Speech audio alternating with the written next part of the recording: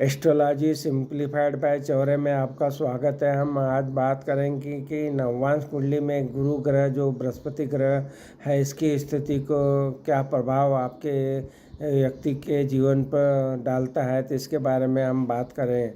तो बात यह है कि नववांश कुंडली में जो गुरु का जो प्रभाव होता है व्यक्ति के जीवन पर काफ़ी महत्वपूर्ण होता है। खासकर इसका वैवाहिक सुख और संतान के क्षेत्र में बहुत ही महत्वपूर्ण योगदान होता है। नववांश कुंडली को अगर देखें तो इसको D9 चार्ट भी कहा जाता है और ये व्यक्ति के जो विवाह के बारे में, वैवाहिक सुख के बारे में और संतान के बारे में विशेष जानकारी प्रदान करता है।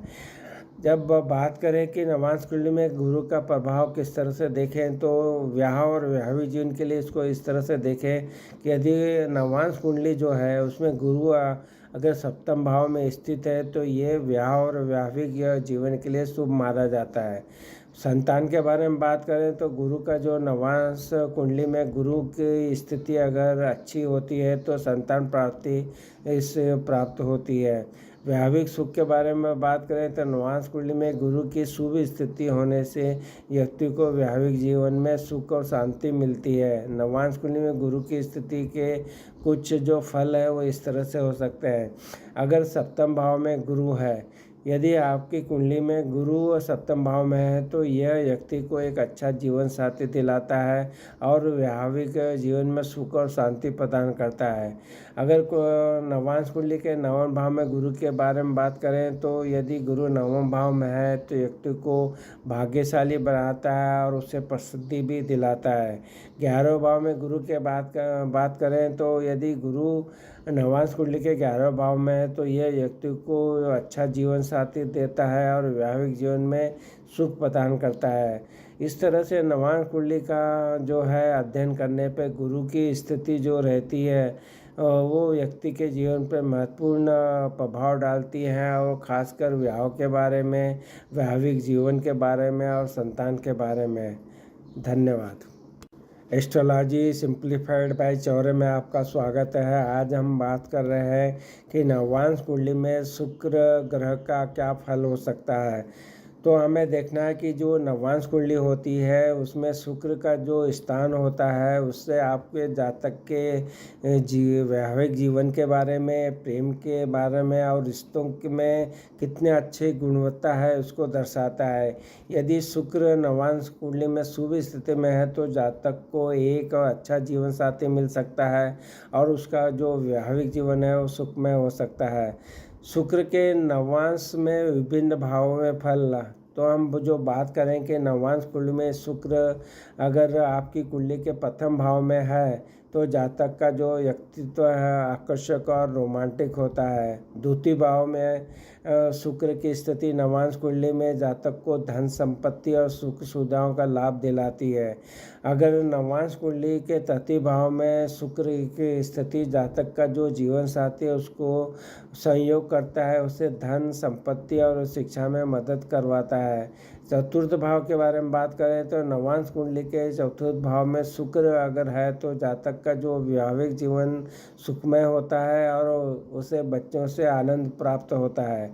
पंचम भाव के बारे में बात करें तो नववांश कुंडली का जो पंचम भाव है वहाँ शुक्र की स्थिति जातक को अपने जीवन साथी से सच्चा प्यार और सम्मान दिलाता है या मिलता है, ये बात कर सकते हैं। षष्ठ भाव के बारे में बात करें तो जातक को अपने जीवन साथी से कुछ संघर्षों का सामना करना पड़ता है पर अंत में ये स्थिति अच्छी सुखमय हो जाती है।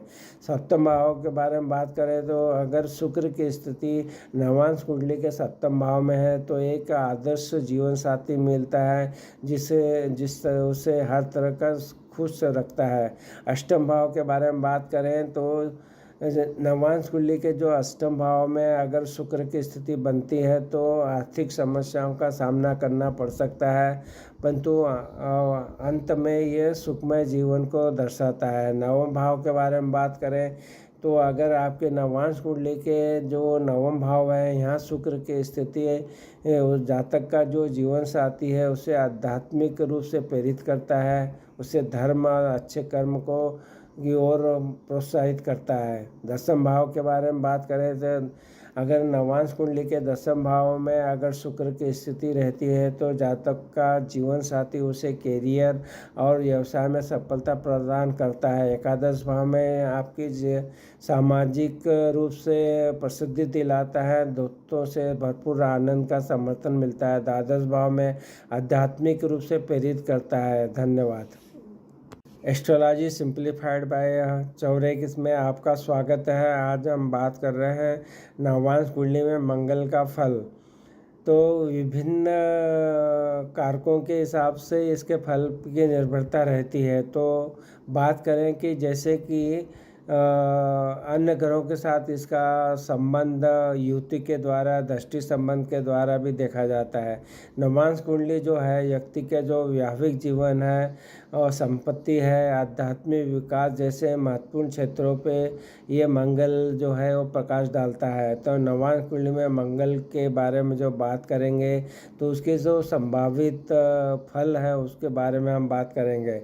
यदि मंगल नवांश कुंडली के लग्न में शुभ है, बली है, तो जो जातक होता है वो अपने समाज में नायक की भूमिका निभाता है और निकट संबंधों में कुछ मतभेद भी हो सकता है। यदि मंगल अशुभ स्थिति में है तो जातक को रोगी बना सकता है, काम भावना से ग्रसित कर सकता है और अपने शरीर को नुकसान पहुंचा सकता है।